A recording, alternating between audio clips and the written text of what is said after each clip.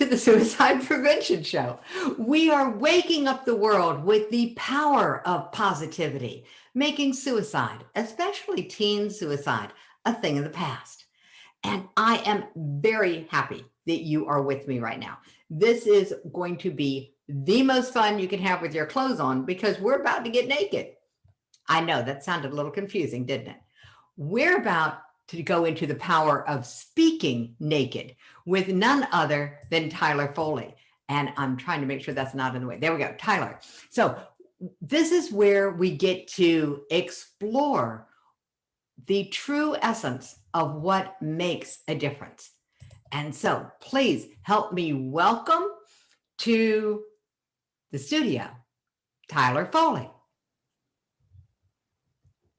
Hi, Jackie, you got me? I got you. Yay, look at you. Poof, it's magic. Well, thank you for having me on. And I'm really looking forward to this conversation. I think it'll be fun, exciting, educating, illuminating, all those fun things. Well, there we go. We accent on fun. Accent on fun. So I know we already have a question. I'm going to ask him to pop it into the chat. So that we can start rolling, and then we'll take some other questions at the end of the session. So sounds good. I love questions, so let's kick them off to start, right, and we'll finish strong with them to end. Well, then I'll tell you what. Why don't we? Let's see if Eve will get her question typed in, and if I don't see it come in, maybe we'll even let her talk.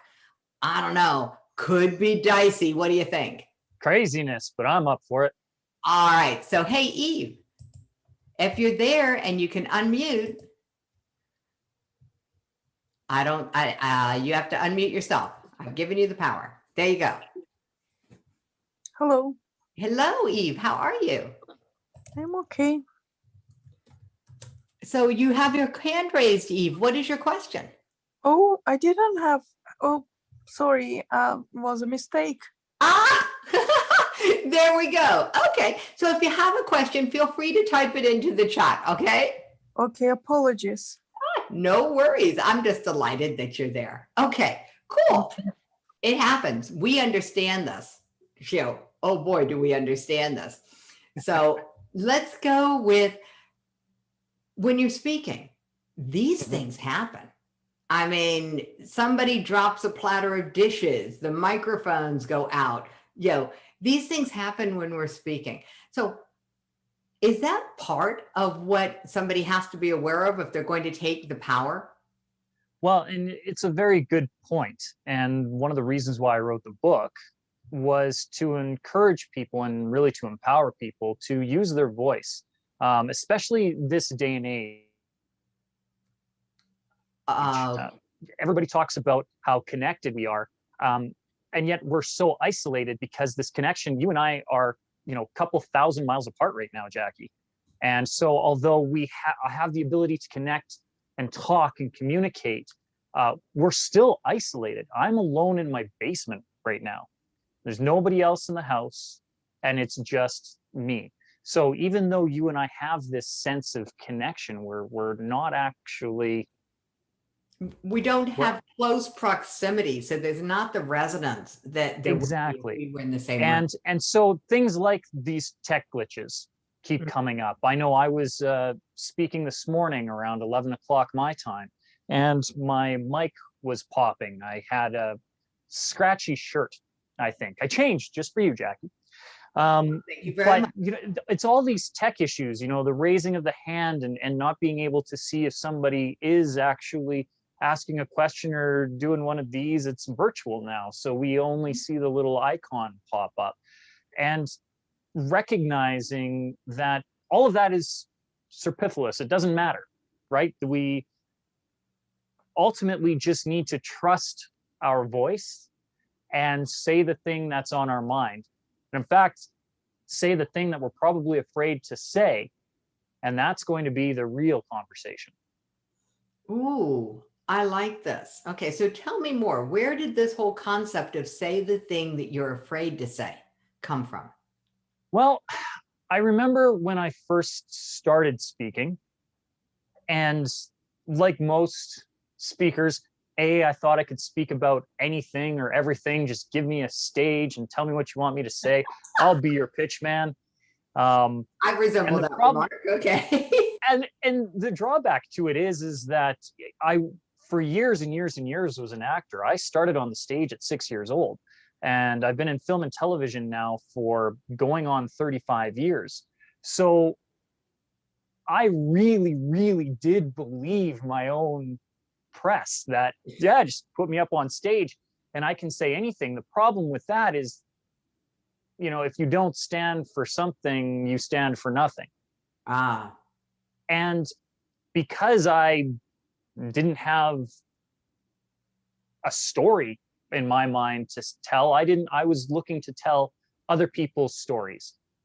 And that doesn't resonate with people. Really, the key is to say the things that terrify you here, because there's somebody else who needs to hear that message. And I know, especially on this platform with what we're talking about today, I have a concrete example of that, where a good friend of mine, two of them, we were all speaking at a summit together. And both my friend Jared and my friend Vanessa have struggled with mental health, depression, suicidal thoughts. Both of them had made multiple attempts on their lives at some point. And my friend Jared had, at that point, most recently attempted about a year prior to him making the talk.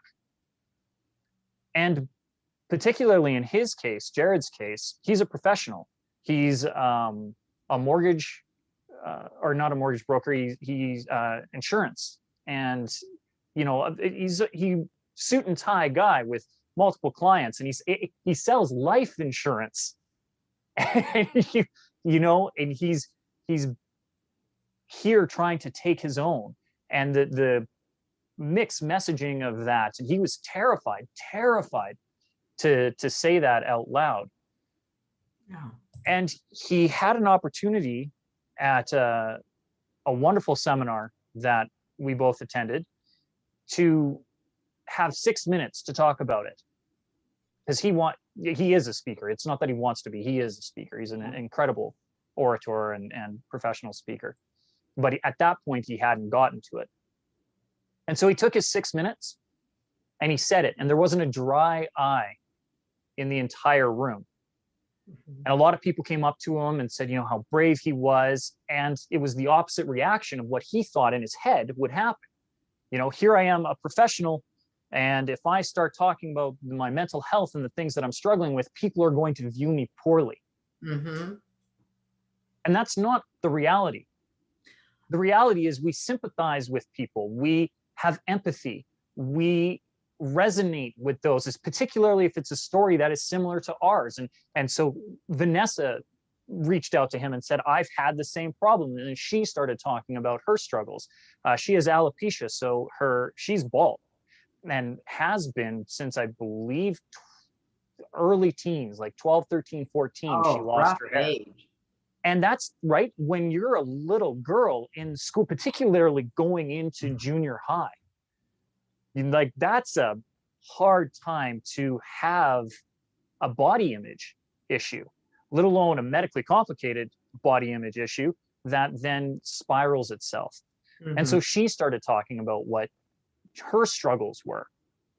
And this led to a series of talks that they both put on. And then we were at an event speaking up here in Canada called Life by Design. And Vanessa had her talk in the morning, and Jared was closing out the afternoon. And both of them really expanded on what led them to their thoughts, why they were approaching it the way that they were, why they wanted, what the struggle was, and the lack of support and all the things that went into it. But they talked about it. Mm-hmm. And they talked about it in a very raw way, in a very real way, and in a hopeful way. Look, I came out because of this. This is where I was. I am so thankful that it didn't work out the way that I wanted it to. And Jared's story is phenomenal. If you guys ever get a chance, his talk is called the 10-minute time machine, and oh, it just heart-wrenching. The fact of the matter is in that room, there was a wonderful woman.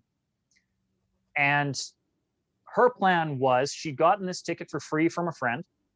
So she was going to go for the weekend because why not? One last thing to do. And then she was going to go home that Sunday night and she was going to kill herself. That was her plan. And that was her plan for a month. She had everything set out. She had mechanisms arranged. She knew what she was doing. It was down to the minute. And then she heard Vanessa talk and something triggered in her. Then she heard Jared talk and she understood that there is divinity. And this was her last chance to make a change. And so she reached out to them after their talks, talked to them privately, and they said, well, what can we do? How can we support you? And everybody stayed in touch and kept going. And then a year later, she came and talked about what had happened the year before and the difference that had made. Guess what? 4 people in the audience had similar issues going on, one of them with a concrete plan that was going to take place next week. They were kind of at the event seeing if something would change, and guess what happened? Something changed. And it was because it was a ripple effect. Jared got brave because he was given the opportunity, and it was the thing that was most real and raw to him, because at that point, when he first did his 6-minute talk, we were less than a year out from his attempt. Yeah.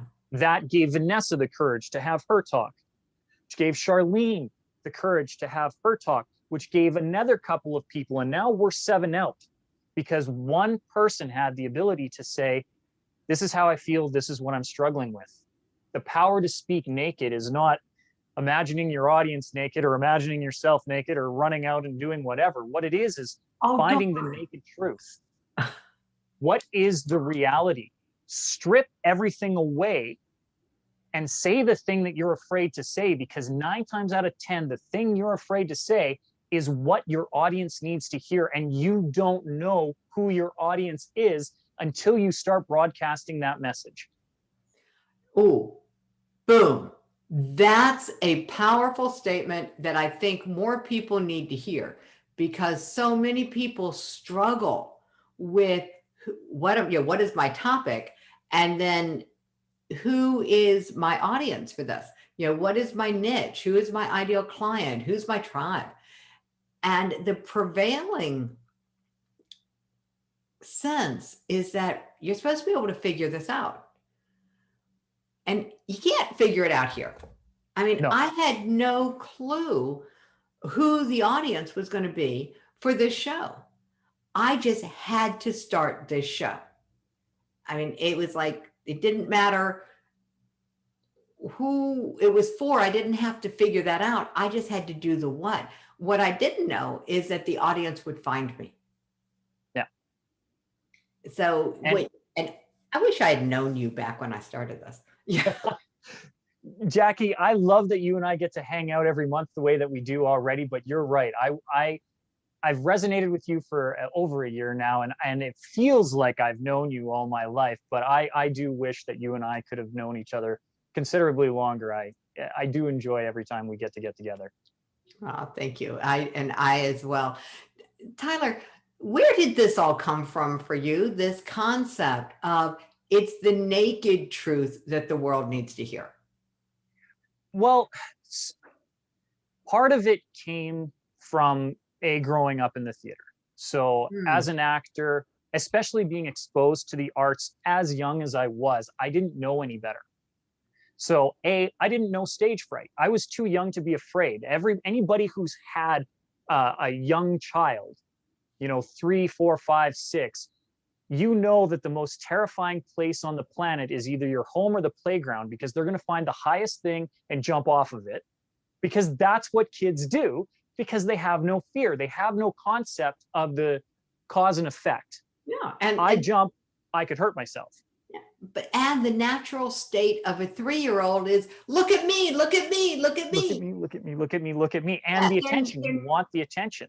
yeah, they're And so naturally narcissistic, and it's cute at that age. exactly. And for me, that I just naturally grew up. So I'm not afraid of an audience, and I loved the applause. I don't think there's anybody around who doesn't, even if you shy away from it, even if you embarrass, even if you feel your complete flush, if you were to get a standing ovation right now, you beam from the inside. You may want to shy away from it. There's parts of you who will go, ah, but you're going to beam. And I learned it at a very early age that I love that sound. That makes me light up. And I wasn't afraid of the stage, and I wasn't afraid to play. That's the other great thing about the theater, is that I got to play, I got to be other people, I got to explore different scenarios in a safe environment, and I was exposed to all kinds of different concepts and beliefs at a formative age where I wasn't limited. I didn't learn limitation. I learned abundance very rapidly. Mm. And it was when I started to see the change in me where I was like, well, why is that? I remember the first time I ever received stage fright. I was, I would have been 14, because it was my grade 9 year. And on Remembrance Day, your Veterans Day, every year, there's always a ceremony, right, at the schools. And for years, because I'd been in theater and because I'd won, regional and provincial speech competitions, I was always the one who was chosen to read In Flanders Field, which is a famous Canadian poem about Flanders Field. Row on row, the poppies grow. And because of that, I just did it, right? I think I memorized that poem when I was in the 5th grade. Yeah. And maybe even the 4th. So come the 9th grade, 14 years old, I'm about to give this speech. And the assembly in the gym had rows and rows, probably, I don't know, 100, 200 people in it. Small beans for me at the time. But as I was prepping to give the speech and recite the poem, they wheeled in this veteran. And this veteran, I don't know if he was a World War I or World War II veteran, but just based on his age, he was probably one of the last surviving World War I veterans. He was old, and grizzled and mean and sharp looking. And I remember his eyes, they were the most crystal blue. Everything about him seemed frail, but you could see that he still knew what was going on here. He was bright and alive. And even though he was in this wheelchair, he had this walking cane. And I'll never forget it, that he had this cane with him, because as they wheeled him up and they kind of got him settled, he sat down on this cane and he leaned forward like this, and his eyes just glared into me. Ooh. And it was almost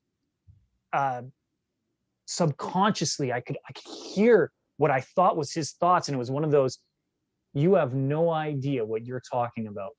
You weren't there.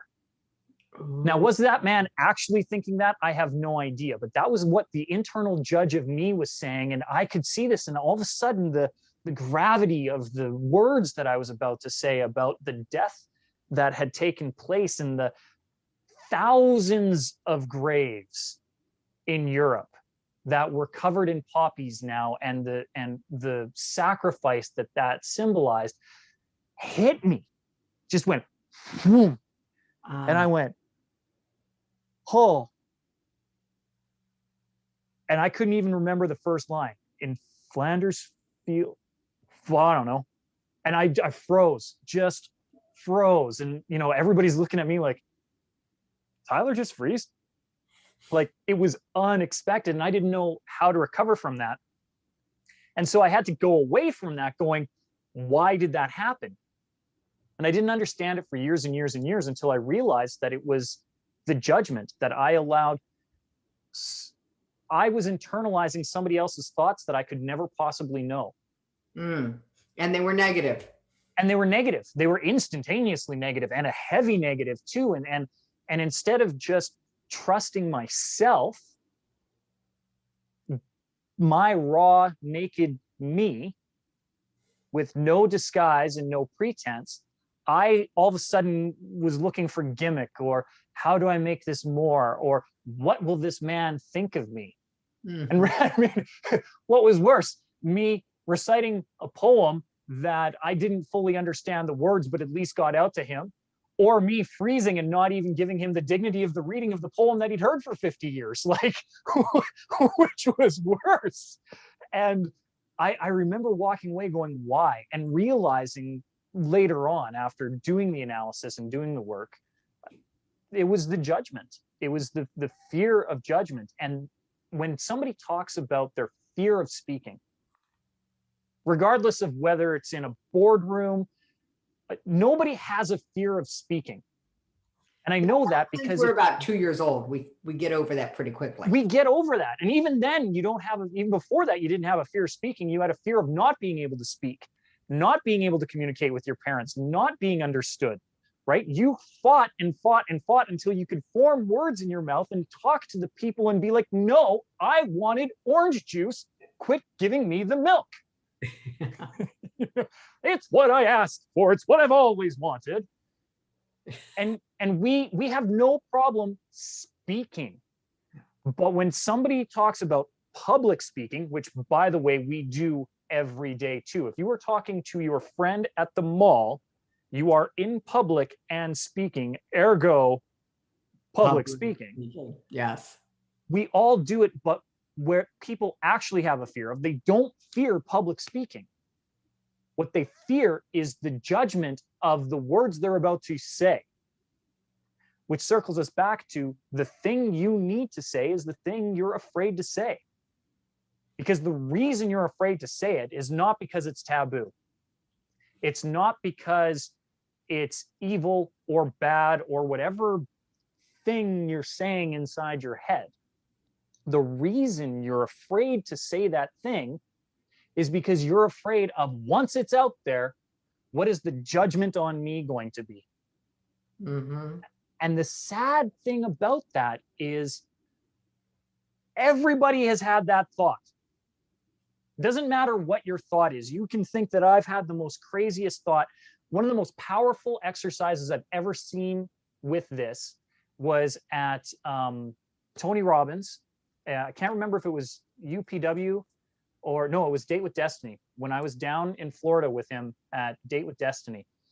And he does this thing where, just to show that we can have love for everybody, and where things go, he had everybody write down on a piece of paper the worst secret of your life, the thing you hide deep down that you don't want anybody to know at all, ever, the thing that you don't even want to acknowledge happened, your dirtiest, darkest secret. And you wrote it down on a piece of paper and you folded it up so nobody knew who wrote it. You didn't put your name on it. You didn't do nothing, and you dropped it in a basket.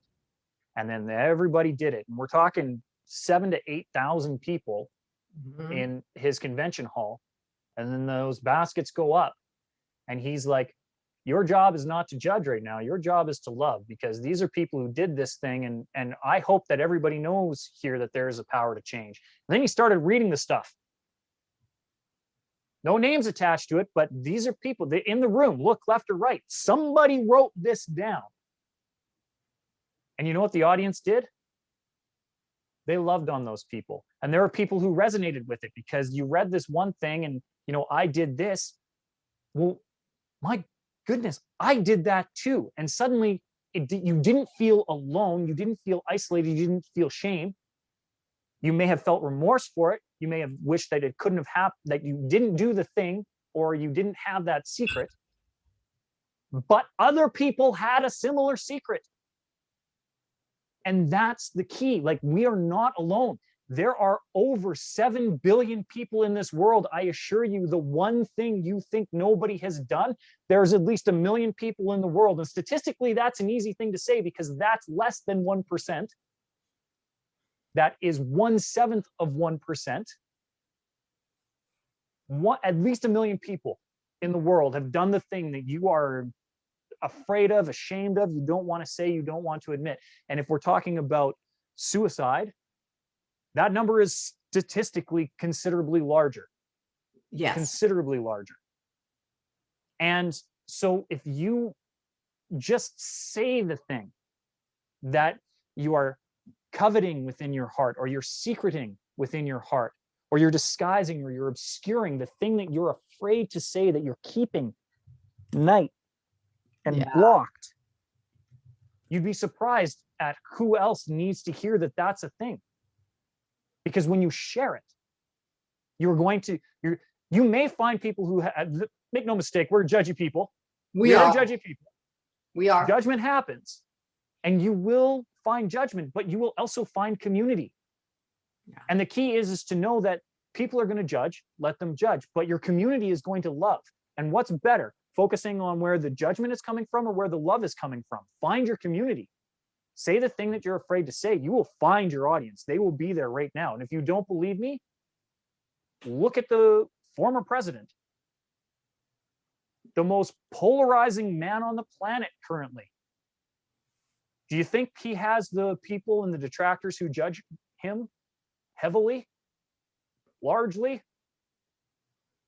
And there are people who love him.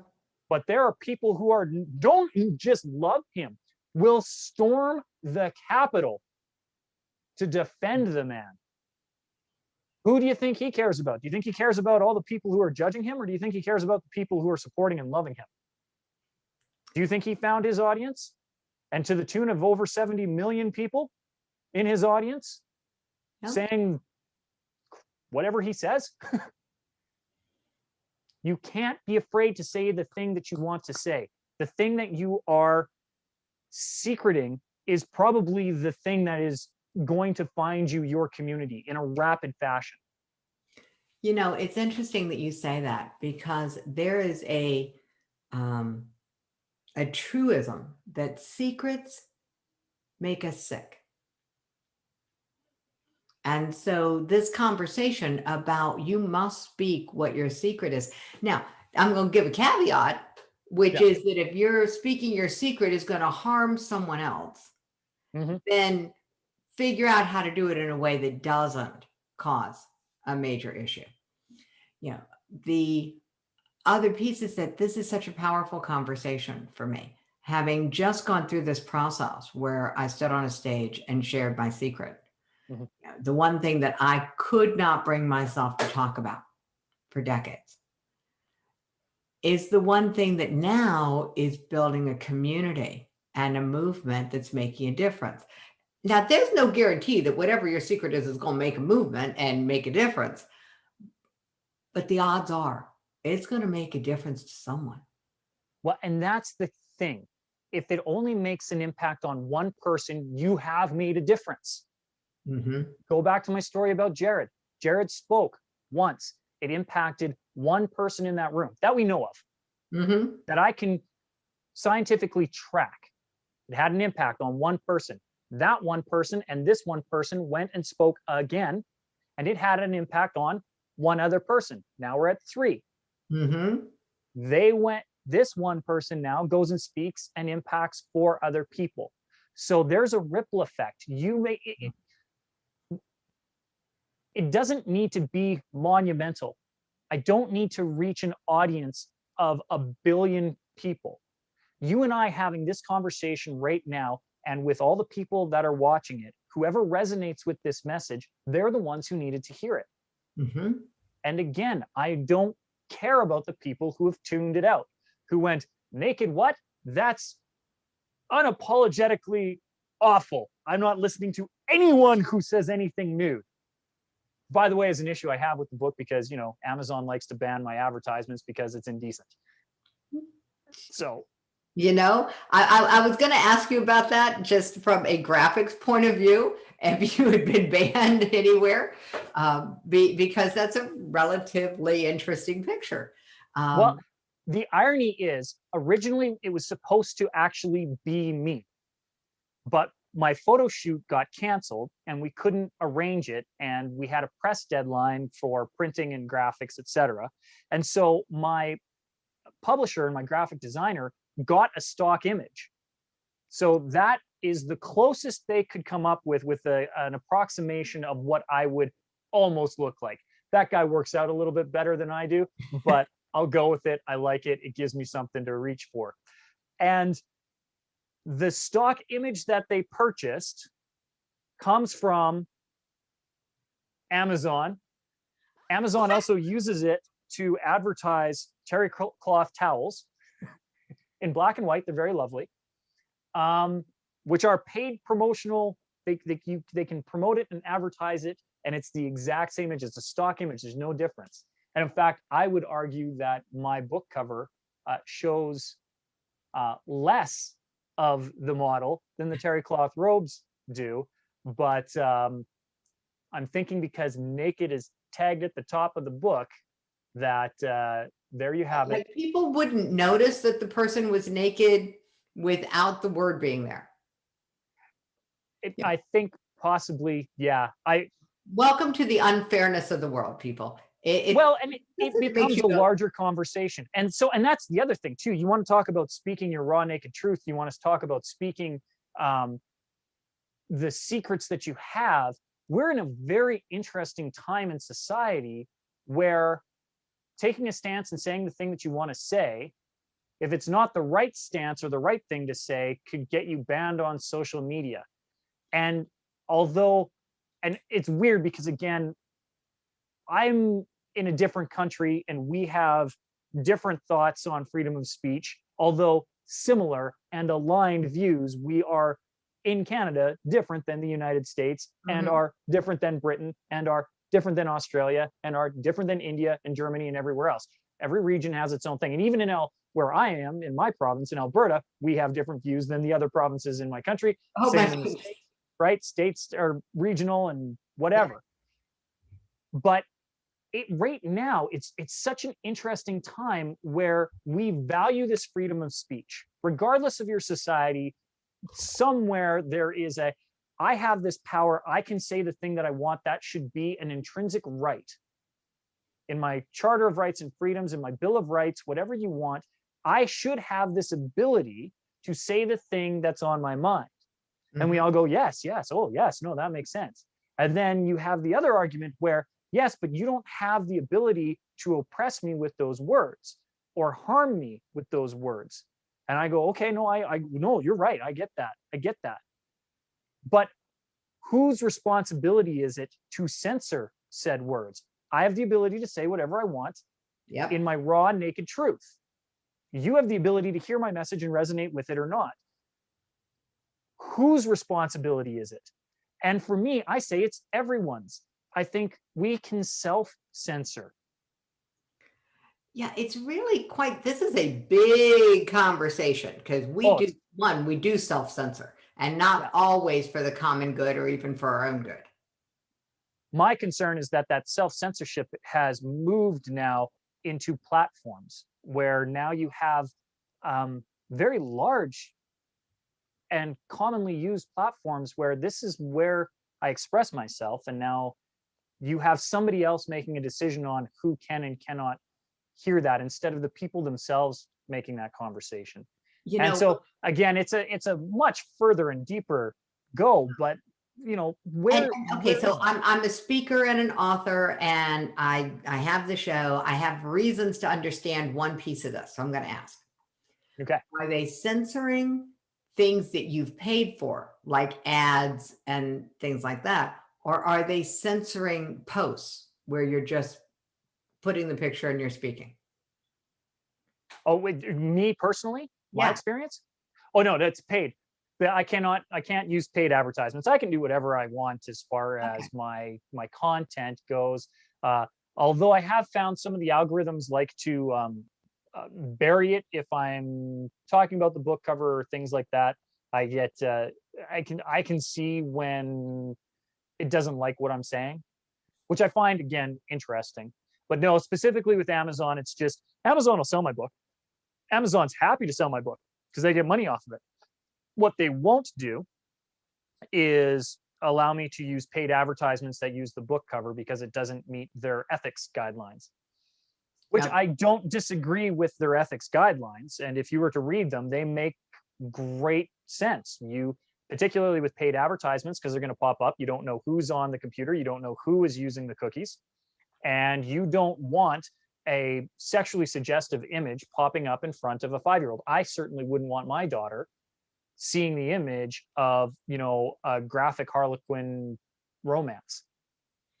Yeah. Ironically, Harlequin romances with the Fabio covers and the damsel in distress can be advertised under the Amazon rules. But my book, which my daughter advertises for me, I have pictures of Mackenzie doing this with the book, and because it's dedicated to her and we love it, and it always gets good press when I stick my kid's face on something instead of me because she's way cuter. I have no problem with it. I designed the book so that it could be on a bookshelf in a bookstore and not have to be hidden away in a dark closet. So I don't know. It makes me laugh when Amazon gets in the way. It's an interesting conversation because who knows? And I think you tagged it that it's a combination of words and an image, but who knows? And it's not our ballpark. We don't have control there. Where we No. As much as I'd love to pick a fight with Jeff Bezos, I just don't think I'm going to win. Yeah, his ballpark, his rules.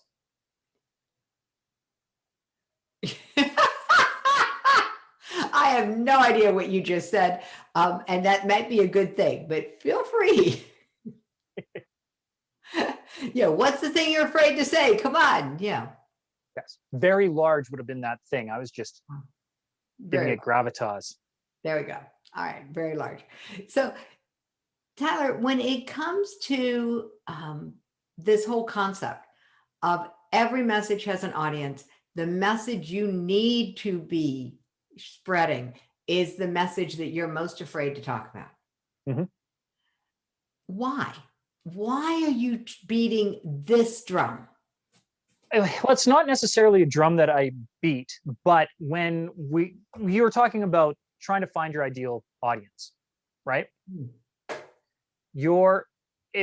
going to pull a whole bunch of different stuff right now. So I'm warning everybody out there, including Jackie, we're about to go on a bit of a train ride, and I'll try to keep it under 5 minutes.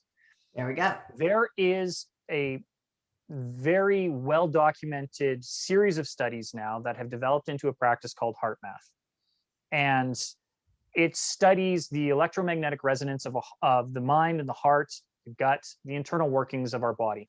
And the heart, the reason we can go on an EKG and see our heartbeat is because our heart has a magnetic field around it because it is run by electrical impulses that our body generates. We are conductors. We are 70% water, whole bunch of different studies. The key to know is that when your heart and your mind are in alignment, that the electromagnetic field of your heart expands and grows. And they can actually they've done dozens of independent studies on this, where if you and I work together and I get my mind and my heart in alignment, they can measure that field. And where it's normally, 3 to 4 inches outside of your body, a field outside of your body that is possibly slightly visible. Some people call it an aura, some people call it electromagnetism. You call it whatever you want, but we all have an energy field about us. Mm-hmm. That energy field, when your heart and your mind are in a line, measurably by science expands 3 to 4 times. Wow. And just like batteries in a sequence, if you take 2, 3, 4, 5, 600 human beings, and we all get our head and our heart in alignment, and we all expand our energy field, it's not 1 + 1 = 2, it's 1 + 1 = 100. Because it's like a power grid in sequence, all of a sudden you can power a city instead of just powering a room. Mm-hmm. So the reason I say that what you have in here that's tucked away, as you said, secrets are a cancer within our body. And in fact, there has been some studies to show that when we really do hold on to some of these things and internalize them, they actually do metastasize into cancer. Yeah. They keep us sick. They keep us sick. Secrets keep us sick, as you had said. Mhm. And so when I'm harboring something and I'm internalizing it and I'm not letting it out, I'm doing damage to myself. But worse, because I'm keeping it in, I'm doing damage to others in both sides of the spectrum. So for every action, there's an equal and opposite reaction. The Mhm. equal reaction to me harboring something and keeping in a secret is that I am less authentically me. I'm going to usually have that manifest in anger, frustration, depression. I am therefore not bringing my best self forward to the people that I regularly interact with. The two most important in my life are my wife and my daughter. If I'm not sharing myself authentically, I am not showing up to the best of my ability for my family, which is creating harm to them. Furthermore, that's the equal reaction. The opposite reaction of that is if I'm not sharing that message with the people who need to hear it, who need to resonate it. If Jared hadn't said the thing, Vanessa may not have stood up to speak. Neither one of them would have had the opportunity to speak in Invermere. One person would have taken their life, very likely. Mhm. Because that one person took their life, 4 others would have made an attempt a year later. And I don't know what the ripple down the road is. Yeah. By taking the time to share my message, by freeing my heart, by getting my mind and my heart into alignment and sharing and expanding myself energetically, and then connecting with other people whose energies are aligned and finding that tribe, finding that group, finding my support, finding my love. Now I have a support group, Mhm. whether that's people that I'm leading or people who are standing beside me or people who I am following. I now have alignment. I have direction. I have purpose. Now, all of a sudden, I am showing up better in my life. That means that my wife and my daughter get the best of me, which means I can support them so that they can be the best of them. And now I have a ripple going out, my opposite effect. If I Mhm. don't share that message, if I don't find my alignment, none of that happens. So it's not only harmful to me, but it's harmful to everyone else. You have a message to get out, Jackie. You've had a thing, you've got your TEDx, you've got your red dot. You are making an impact because you found the thing that you needed to say. And as you had pointed out, it's the thing you were really afraid to share. But as Oh, soon as wow. you did, look at the good that has come of it. And there is so many more people out there with a message. And it's usually the one who's sitting in the corner going, it doesn't matter. What I have to say doesn't matter. This, who am I? I'm nobody. Mhm. And the problem is, there are millions of people who feel that way. So if you have the one person who stands up and says, I feel strongly this way, somebody else hears that proclamation and they go, I felt that way too. And I am so glad to hear that I'm not alone. What is the greatest feeling in the world is knowing you're not alone. It is. It is. It is part of the sense of being safe in the world, is knowing that you're connected with other people, that you're part of a community. It's a basic human need to feel connected. And it's one of the biggest challenges of our day. Yes. And again, I would say I think one of the biggest struggles, and I said it right off the top, is right now we're all connected, Mhm. but we are still isolated. I very much looking forward to when we can reset so that we can have real physical connection. Because right now, um, I love doing the brain heart exercise in a room. Mm-hmm. And a lot of when I'm doing my seminar, I have a 2.5-day facilitation for the Power to Speak Naked. And when we do it, that's one of the things that we do right off the top, because I need people to get into alignment with with what they really actually want to say. Because when we say, well, who is my tribe? Who is my niche? Who is my avatar? I'll tell people you right now, if you are one of those people who are going, I don't know who my avatar is, I will tell you right now, your avatar is you 3 to 5 years ago. Mm-hmm. Don't try to look beyond that. You may have this widget or this book or this course or this thing that solves world hunger or peace. You want to know who you're marketing to? You 3 to 5 years ago. Because you didn't have the answers 3 to 5 years ago that you do now. Bam.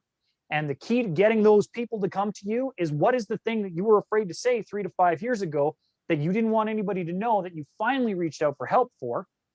You got the help, you found the path, you followed a Sherpa up the mountain, and now you've planted your flag at the top, and now you just need to bring other people up to see the view.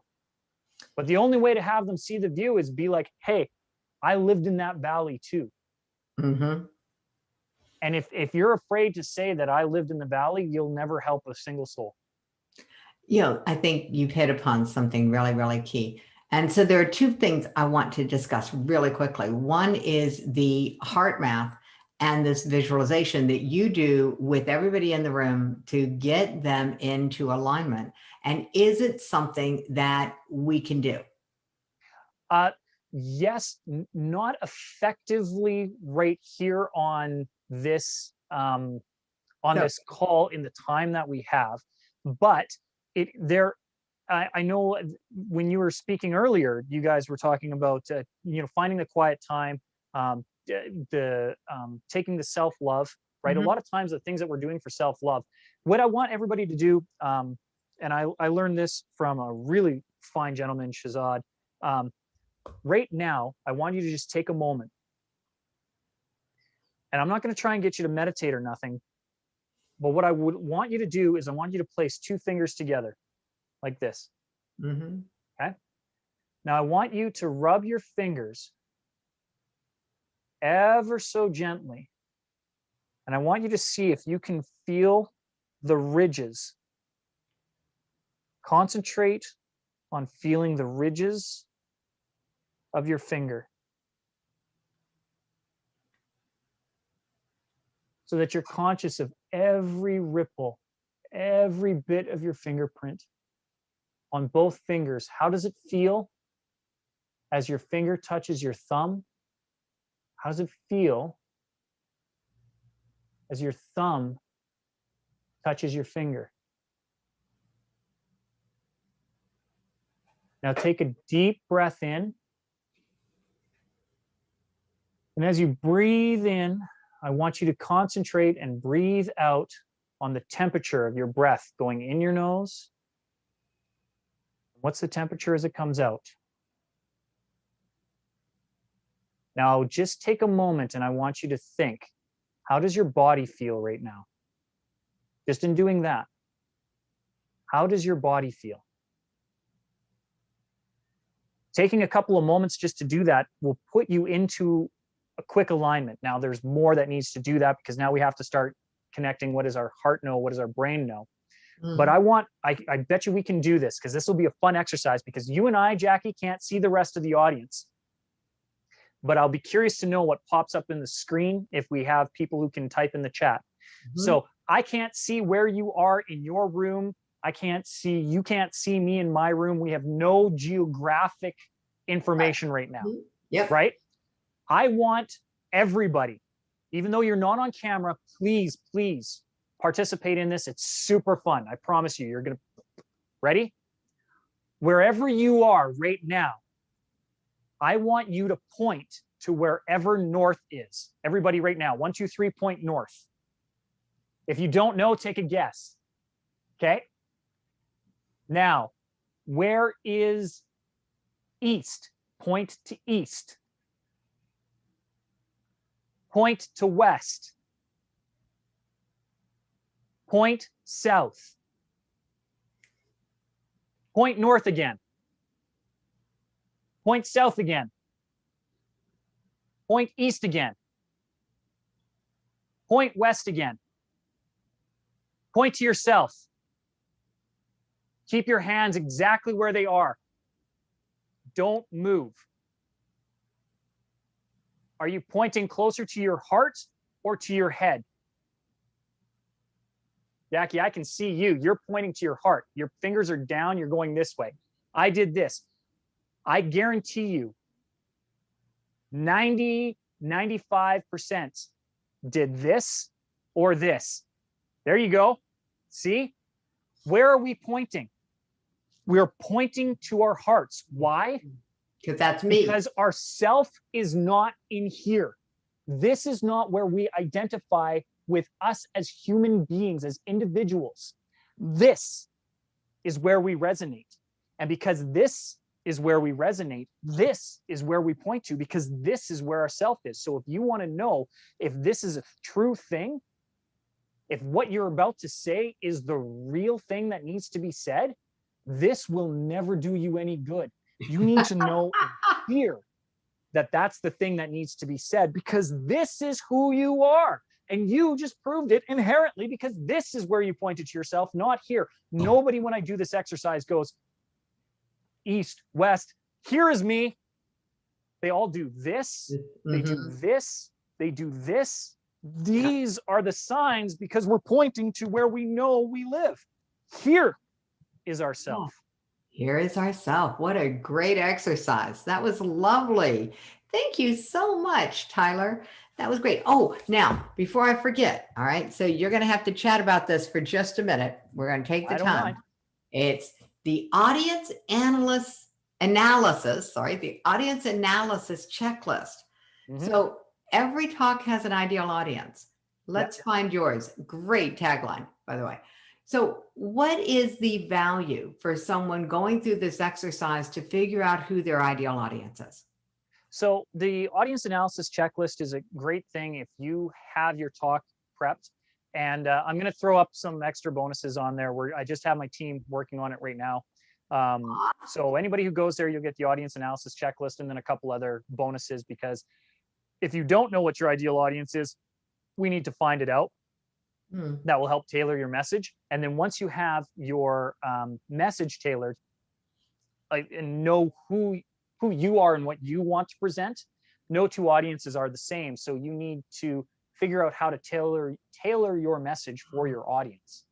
And what the evaluation tool does is allows you to very quickly assess who are you going to be speaking to and what you need to do to make sure that your message resonates with your audience and delivers the impact that you need to do, whether it's for the promoter that you're working for, or whether it's your wife or husband or I was going to say, this is not child. just for speakers, people. This is not just for about speakers. Communication. Yeah. So who am I trying to deliver this talk to? For me, if I'm trying to deliver it to my 5-year-old, what is the language that I need to use? What are the takeaways that we need to take? And really, as weird as it is, it's a fun exercise to do. The next time you have a thing you need to talk to your spouse about, run the audience analysis and see how you need to tailor your message so that it is heard the way that it is. Cool. What a great and amazing gift. Tyler, this has been a lot of fun because we covered a lot of ground. You mentioned some other resources, and I just want to pull them up. You said to listen to Jared's talk, the 10-minute time machine. What's Jared Morrison, 10-minute time machine. I don't know if it's online or not. It should be. Okay. If it's not, Jared Morrison, I think his Instagram is probably Jared Speaks, I think, or Jared Talks, or Jared Writes. But Jared Morrison, 10-minute time machine. I'm sure I have a copy of it. So worst case scenario, I can always give him a call and see if I can distribute it out to you to distribute to everybody. It is phenomenal. 50-minute discussion on the greatest gift he ever received, and that was his life back. Yeah.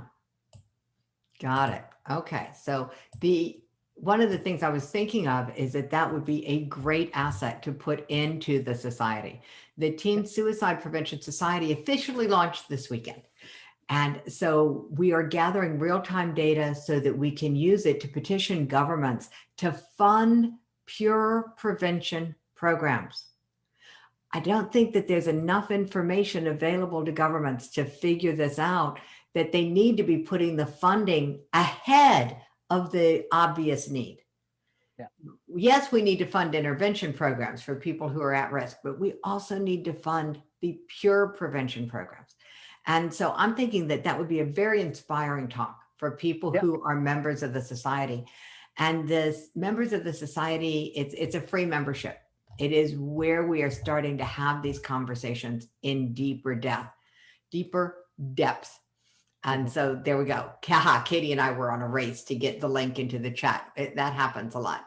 So darn. Yeah, if I can share it, it's my gift. I'd be happy to do it. I will reach out, get the permissions, and I will get you over the video. It's a very, again, powerful talk, and Jared's brilliant in the way that he presents it. He does such a good job of weaving story, and everybody, including him, is crying at the end. I've heard that talk probably 100 times. I still cry to this day. It's phenomenal. Thank you very, very much, Tyler. I greatly appreciate it.